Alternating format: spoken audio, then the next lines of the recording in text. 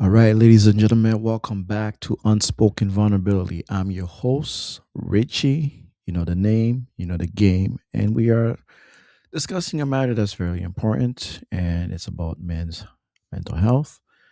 On the last episode, we started a crucial conversation, and we talked about a man's journey, which is the weight of silence that so many men carry, the mask we wear, and the devastating crisis of male suicide that proves beyond any doubt that the old way isn't working. And that conversation led to one overwhelming question from listeners. The question was, okay, I hear you. I want to change, but how? How do I actually do this? Even every fiber, or even when every fiber of my being is screaming at me to just shut up and deal with it alone. Well, that question is why today's episode exists. We're calling this one Unlearning Silence, Rewiring the Male Brain for Connection. So, we're probably going to spend the next 2 minutes to discuss why this feels so hard, to get a better understanding and how to approach it. Well, that word rewiring is intentional. This isn't just about deciding to be more open. For many men, trying to talk about their feelings feels like trying to write with their non dominant hand. It's kind of awkward and it feels wrong, and your brain is screaming at you to just switch back to what's comfortable. And this is something we often face as men, and we don't talk enough about it. So that's because, in many ways, we have been neurologically and psychologically conditioned for silence. It's not a character flaw. It's not weakness. It's the way our brain is being programmed. And here's the good news: programming can actually be rewritten. And that's good news, right? But before we get to the how, we need to understand the why. Why is this so hard in the first place? Well, we're going to talk about the biology of the box. And we're going to unravel a few certain things in this segment to get a better understanding of why that is. So, it starts young, and based on a study published in the Journal of Psychological Science, found something quite remarkable. Researchers observed that as early as infancy, parents tend to use more emotional language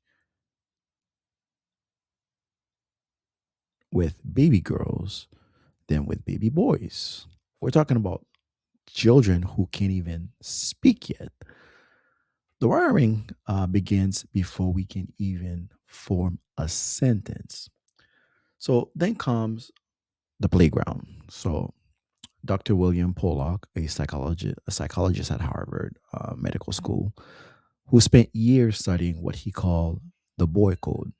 These are unspoken rules that tell boys be stoic, be independent, never show vulnerability, never cry, never back down. And the consequence for breaking this code often social isolation, ridicule, or worse. So, a quick fun fact: in one study, researchers asked boys and girls to describe their best friendship. Girls use words like trust, sharing feelings, and support. Boys use words like playing sports, hanging out, and not being judged. The boys weren't avoiding connections. They generally didn't have the vocabulary or permission for it.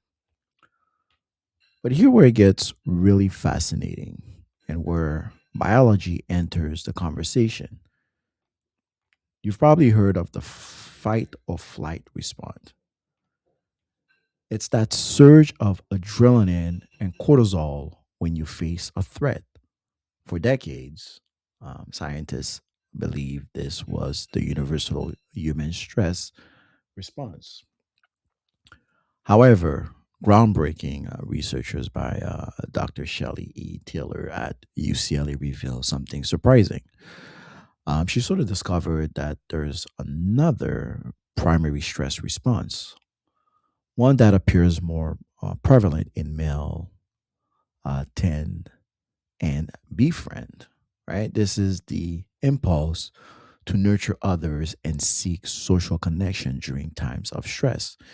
It kind of regulated by oxytocin, right? The bonding hormone. Sorry. Now, let me be very clear here. This is not a black and white. Men are from Mars and women are from Venus type of thing. So biology is a spectrum. These pattern exists on a continuum, and every individual is different. But what this research suggests is that boys are not only socially conditioned away from tend and befriend behaviors, they may also be biologically funneled into a more isolated stress response. We're taught to fight the threat or flee into our caves. We're rarely taught to tend or befriend, right? So, just a quick fun fact to that is this is part of why when a man is stressed, he might go for a long drive alone or retreat to the garage to tinker with a project or disappear into video games or sports for hours. That's not laziness. That's a form of fleeing. His brain map for dealing with stress is pointing him towards a solitary exit. Well, according to the American Psychological Association, men report lower level of social support than women across every single age group. And social isolation is one of the strongest predictors of both depression and suicide. So here's where we stand. Our biology nudges us towards solitude under stress. Our culture reinforces that nudge with the boy code, and the result is a perfect storm of silence. But, and this is a huge but, none of this is destiny. Hmm, quite interesting, right? So I was move on to the next breakdown, and this is where the conversation turns from heavy to hopeful because your brain is not a brick. Your brain is not set in stone. Your brain is more like clay, moldable, shapeable, and changeable. So scientists calls this the neuroplasticity.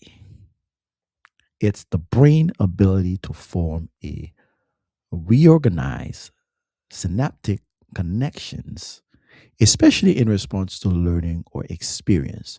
And here's the simple version: what you fire, you wire. Get it? Think of your brain as a vast, muddy forest, right? The path of silence, the one that says, shut up, deal with it alone, don't be weak. That path is a deep, well trodden trench. It's the easiest one to walk down. You don't even have to think about it. Your feet just follow the groove. The path of vulnerability. Well, the path is overgrown. It's hard to even see. It's covered in thorns and branches. The first time you try to walk down down it, it's exhausting. You'll want to turn back. But here's the magic: every single time you choose to say I'm struggling instead of I'm fine, you are taking a machete and clearing that new path. I know it's hard. The first time it's brutal. The 10th time it's a trail. The 100th time it's a habit, a new default neural pathway. I know it's quite amazing. A landmark study from University College London used brain imaging to show that people who regularly practice emotional expression, literally develop stronger connection between the prefrontal cortex, which is the rational brain, and the amygdala, the fear and alarm center.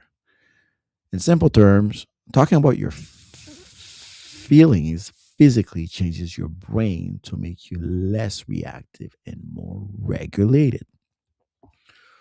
So, how do we do this practically, right? Well, psychologists use a tool called cognitive reappraisal. Fancy term, right? Simple idea. Basically, it means changing the way you think about a situation. Right now, many men have an internal equation that looks like this: vulnerability equals weakness equals danger. Well, this equation lives deep in the brain. It's not a conscious thought, it's a gut feeling. It's that nut in your stomach when someone asks, "Are you okay?" Our job is to consciously rewrite that equation. We do that by collecting evidence to the contrary. Every time you take a risk and share something vulnerable and you don't die, and the person doesn't laugh at you, and in fact, they share something back, you are gathering data. You are providing to your brain that the old equation is wrong. The new equation becomes vulnerability equals courage equals connection equal strength.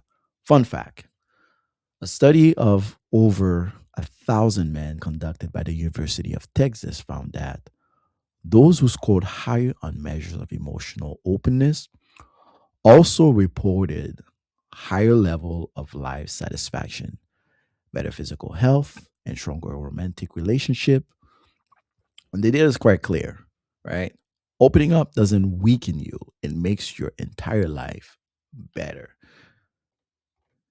This connects directly to the work of Dr. Brainy Brown, who has spent 2 decades researching vulnerability, courage, and shame. In her studies, she found that what separates people who feel a deep sense of love and belonging from those who struggles for it is a single belief, the belief that they are worthy of connection. For many men, that sense of worthiness is tied to performance, to providing, protecting, achieving. We have to reappraise that our worth as human being is not earned; it's inherent. It's inherent. Pardon my French. You are worthy of connection, not because of what you do, but because of who you are. Another fun fact: learning a physical skill like juggling has been shown to literally increase the brain's gray matter in areas related to visions and movements, right? Crazy, right? So that proves that the act of practicing anything, including emotional expression, physical changes your brain structures. You're not stuck. You're not broken. You're just untrained. Okay. All right. Okay. So let's get practical here. We've talked about the science. Now let's talk about what you actually do on Monday morning when you're feeling overwhelmed and every instinct says, shut up and deal with it. Right. All right. So here are 4 tools. Try just one. You don't need to master all of them. So let's get to the nitty gritty. Tool number one: the name it to team it drill. All right, how does it work? Well, this comes from neuroscientist Dr. Dan Siegel. You can look them up via Google.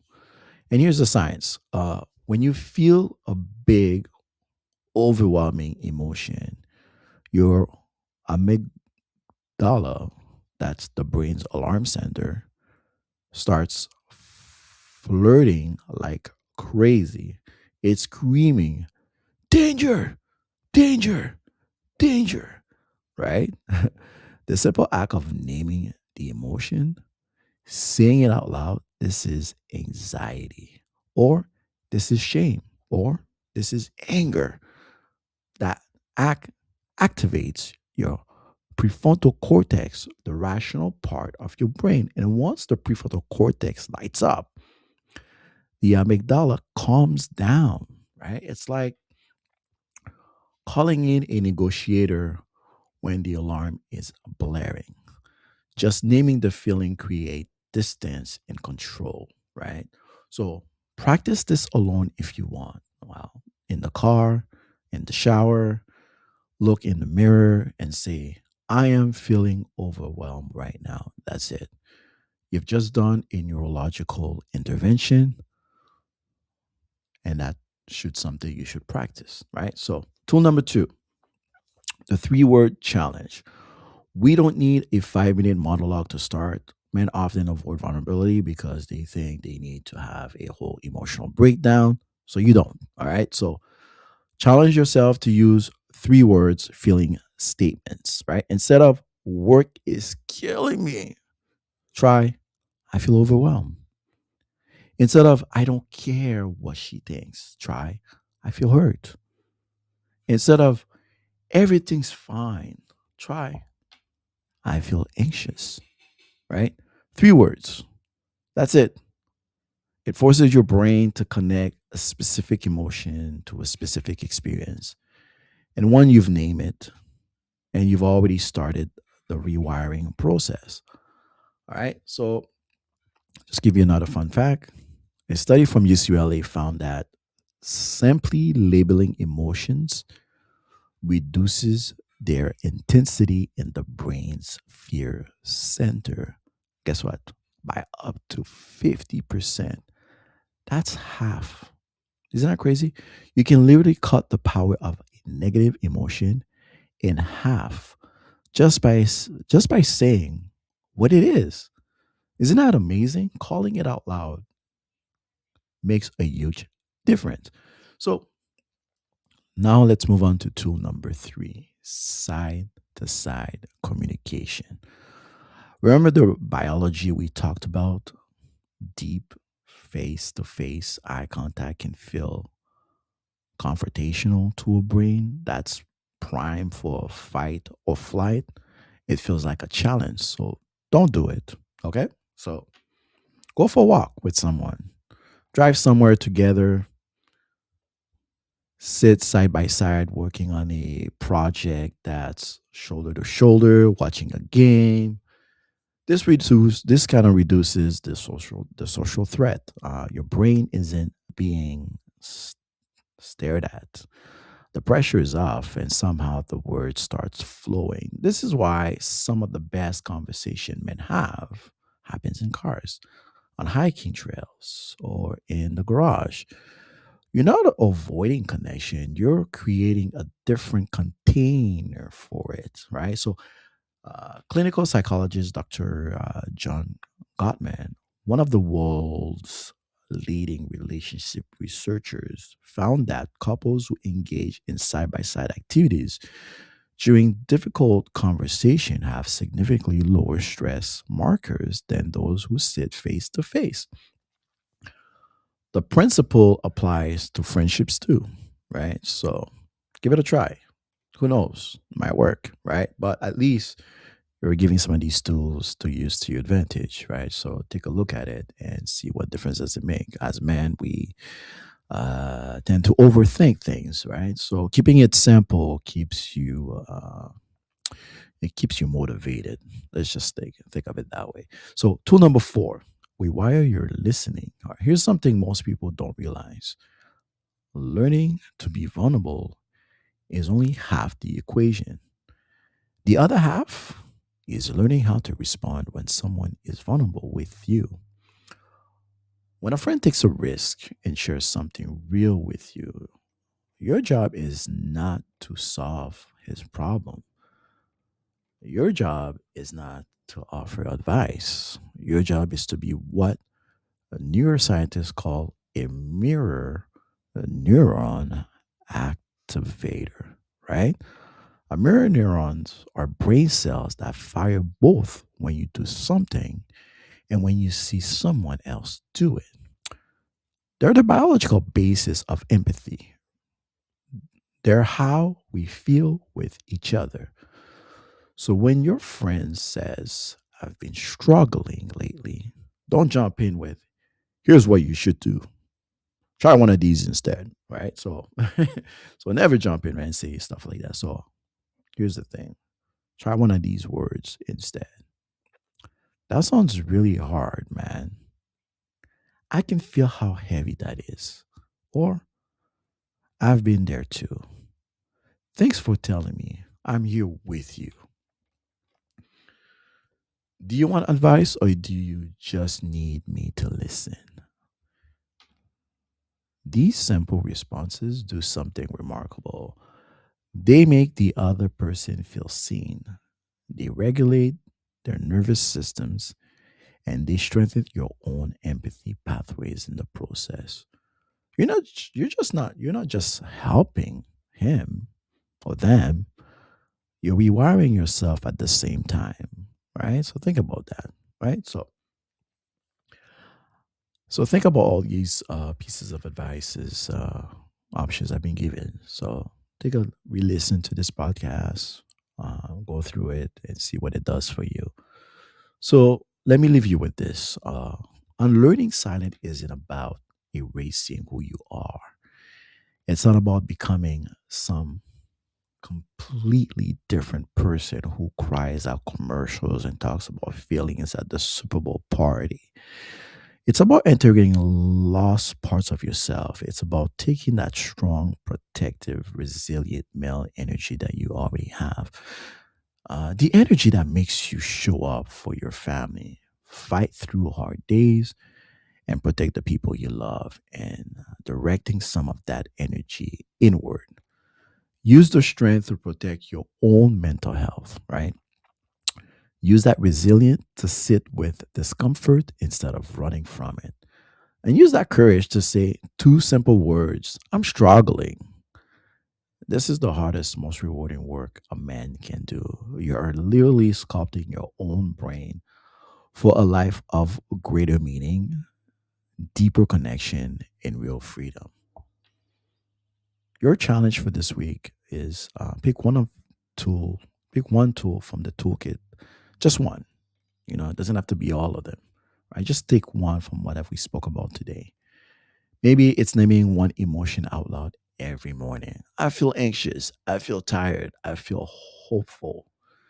Or maybe it's a three-word check-in with one person. I feel overwhelmed. Or maybe it's just listening differently when someone talks to you. One tool, one week. That's it. And that's how rewiring happens.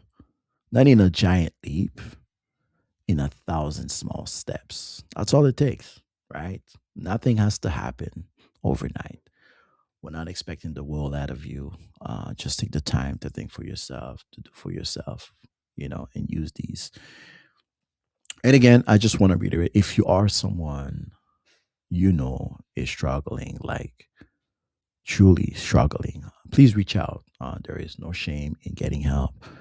There's only one strength, right? So, like I said, in the US and Canada, you can call or text 988 for the Suicide and Crisis Lifeline. In the UK, if you're listening from the UK, text shout to 85258 or call CALM at 0800 585 858.